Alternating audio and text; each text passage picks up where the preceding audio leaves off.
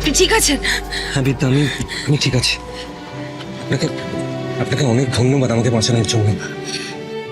শুধু আপনার প্রাণ নয়, উনি এবং ওনার স্বামী আমার প্রাণ বারবার বাঁচিয়েছেন। আজ আবারও উনি আমার প্রাণ বাঁচালেন। আমি সত্যি আপনার কাছে কৃতজ্ঞ হয়ে গেলাম, চিরকৃতজ্ঞ। এ তো কপালের লিখন। কখন, কিভাবে, কি সূত্রে কার সাথে আলাপ হয়ে যাবে আর তাকে কেনই বা ভালো লেগে যাবে। কি বলুন তো, আমার না আপনাদেরকে খুব ভালো লাগে। আপনারা বিয়ে করলেন তো? হ্যাঁ, বিয়ে করলাম। আপনাকে তো নিমন্ত্রণ করেছিলাম, আপনি তো এলেন না। আসতে পারলাম না। আসলে আগের বার তো আমার স্বামী আর আমি একসাথে বাঁচিয়েছিলাম। আমার স্বামী মিসিং, জানেন? সে কি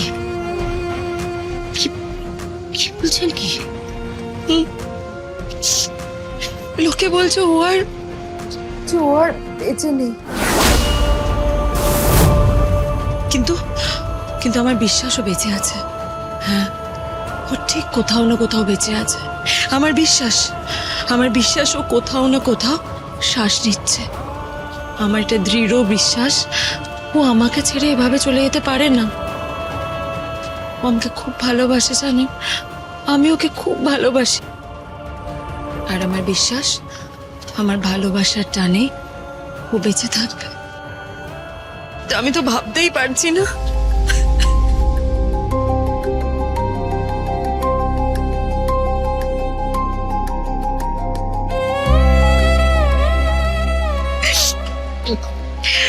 একদম কাঁদবেন না। কাঁদছেন কেন? আপনি পারবেন, বিশ্বাস করুন, আপনি পারবেন। আপনি দেখবেন আপনি আপনার স্বামীকে ঠিক খুঁজে পাবেন। শুধু বিশ্বাস রাখুন। কিন্তু আপনার স্বামীর ঠিক কি হয়েছে? সে অনেক বড় কথা, পরে বলবো। কিন্তু আপনার হাতে ক্রাচ কেন?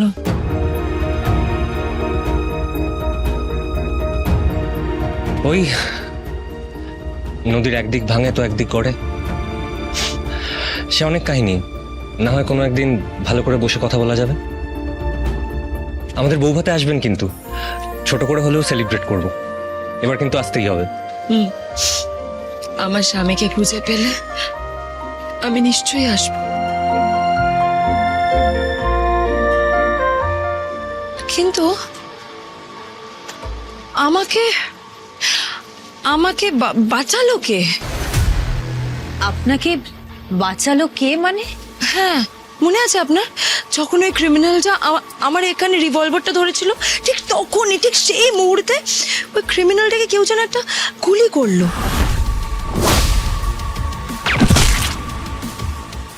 আর তখন ওই ক্রিমিনালটা পড়ে গেল নিচে। কে করলো গুলিটা? হ্যাঁ হ্যাঁ হ্যাঁ, আপনি ঠিকই বলেছেন। মনে হলো আপনাকে কেউ একজন বাঁচালো। কিন্তু কে করলো গুলিটা? আমাকে বাঁচালো কে?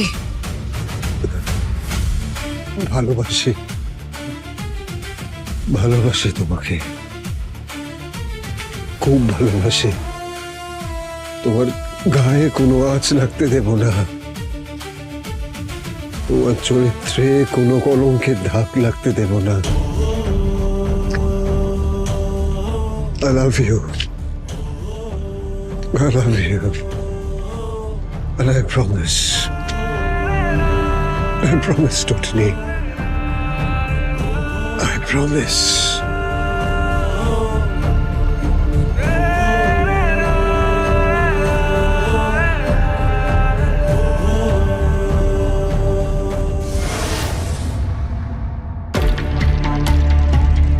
এক্সকিউজ মি, হ্যাঁ বলুন। আমরা অ্যাকচুয়ালি আমার ছেলেকে ডিসচার্জ করাতে এসেছিলাম। বলছিলাম যে যা যা ফর্মালিটিস আছে আপনি যদি সেগুলো একটু বলে দেন, আমরা ততক্ষণ ফুলফিল করি। আর আপনি ওর প্রেসক্রিপশনস আর রিপোর্টসগুলো যদি আমাদের একটু দিয়ে দেন। আপনার ছেলে মানে কার কথা বলছেন? হ্যাঁ, 112 নম্বরের পেশেন্ট। ওনার তো ডিসচার্জ হয়ে গেছে, উনি তো বেরিয়ে গেলেন। কি কি বলছেন কি আপনি? কার ডিসচার্জ হয়ে গেছে? ওই তো 112 নম্বর বেডে যিনি ছিলেন ওনার ডিসচার্জ হয়ে গেছে, আর ওনাকে তো নিয়ে চলে গেলেন। কে নিয়ে চলে গেলেন? ওনার স্ত্রী। ওনার স্ত্রী? হ্যাঁ, আর টাকা পয়সা? ওনারা সমস্তটা মিটিয়ে দিয়ে চলে গেলেন।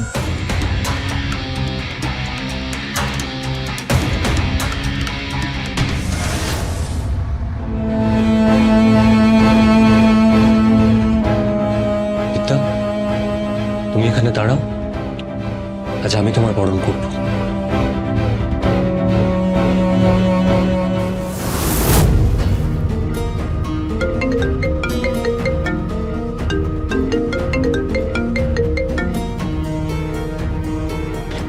হ্যালো, কোথায় তুমি?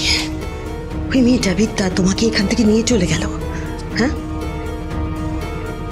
রে, তুমি একবারও আমার কথা ভাবলে না? হ্যাঁ, আমি আমি তোমার মা, তোমার একবার লজ্জা করলো না যে ওই মেয়েটার সামনে তুমি আমাকে ছোট করলে, তুমি আমাকে ইগনোর করলে? হ্যাঁ, তুমি তুমি কি ভেবেছো? তুমি কি ভেবেছো রিত যে তুমি ওর সঙ্গে সংসার করবে?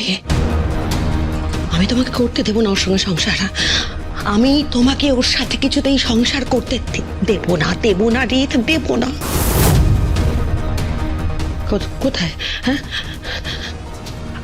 কোথায় গেছো তুমি? রিত, তুমি এখনো অসুস্থ, তুমি এখনো অনেকটা অসুস্থ। তুমি কেন বুঝতে পারছো না? তোমার সমস্ত সেন্স নষ্ট হয়ে গেছে। তোমার লজ্জা করলো না তোমার মাকে এভাবে ইনসাল্ট করতে? হ্যাঁ, তোমার কি সমস্ত বোধ বুদ্ধি সব হারিয়ে গেছে রিত? হ্যাঁ, স্ত্রীকেও তো এইভাবে ইনসাল্ট করতে নেই মা। রাজ, রিত, মা প্লিজ প্লিজ মা, তুমি এরকম ভাবে রাগ করো না, তোমার শরীর খারাপ করবে। মা মা, আমি তোমাকেও চাই, বিদ্যাকেও চাই। তুমি তোমার মা, তোমার জায়গা কেউ নিতে পারবে না মা। তুমি যে আমার মাথায় আছো, তুমি যে আমার মা, তুমি আমাকে এই পৃথিবীতে সব থেকে বেশি ভালোবাসো। কিন্তু মা, এরপর যে আমাকে ভালোবাসে তার সাথে আমার রক্তের সম্পর্ক নেই, তার সাথে সম্পর্কটা ভালোবাসার উপর দাঁড়িয়ে আছে। সে আমার স্ত্রী মা, আর তাকেই বরণ করবো বলে আজকে আমি নিয়ে এসেছি। কি বলছো কি তুমি রিত? Stop this nonsense. তুমি সব কিচ্ছু করবে না। আমি এক্ষুনি আসছি রিত। তুমি বাড়িতে ঢুকবে না। মা, আমি বাড়ির সামনে এসে গেছি, এবার বরণ করার পালা। না, তুমি এ কাজ করতে পারো না। তুমি এভাবে আমাকে ছোট করতে পারো না রিত। শোনো,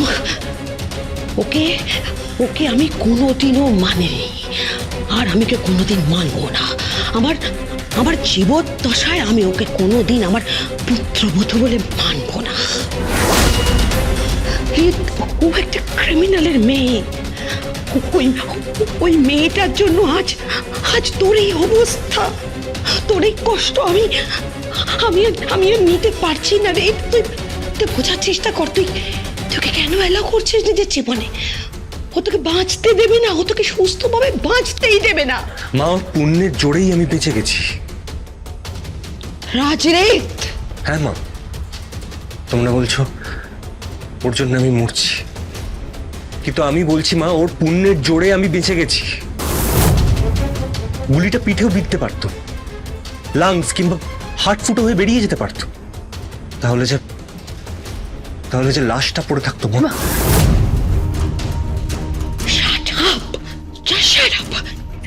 রিত, তুই কিন্তু এবার লজিক তৈরি করছিস, তুই কিন্তু যুক্তি সাজাচ্ছিস। যুক্তি সাজানো বন্ধ করো রিত, আমি এক্ষুনি আসছি। আমি তোকে বলছি যে তোরা ঘরে ঢুকবি না। ঘরে ঢুকবো মা, তোমার বৌমাকে নিয়ে।